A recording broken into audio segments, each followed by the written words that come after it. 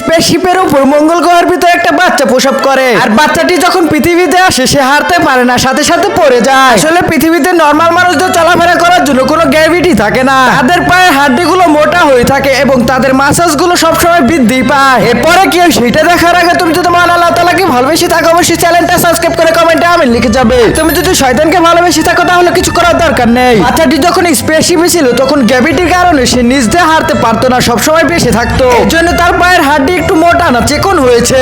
তারা যেহেতু একটা প্রজেক্টে গিয়েছিল সেইখানে তার মা এবং বাবা তার জন্য বাসা বানিয়েছে। গ্র্যাভিটি থাকার কারণে ওইখানে বাসাটা এমন ভাবে তৈরি করা হয়েছে যে সবসময় ঘুরতেই থাকবে। আর মানুষ তার নিচ দিয়ে না উপর দিয়ে সবসময় চলাফেরা করবে। এই জন্যই গ্র্যাভিটির উপর উল্টো ভাবে চলাফেরা করা যায়। পৃথিবীতে গ্র্যাভিটি না থাকার কারণে সবসময় নিচ দিয়ে চলাচল করে। তাই ছেলেটি যখন জন্ম নিয়েছিল তখন গ্র্যাভিটি না থাকার কারণে তার পায়ের হাড্ডিগুলো একটু চিকন হয়ে গেছে। যখন পৃথিবীতে এসেছে তখন ভালোভাবে হাঁটতে পারছে না।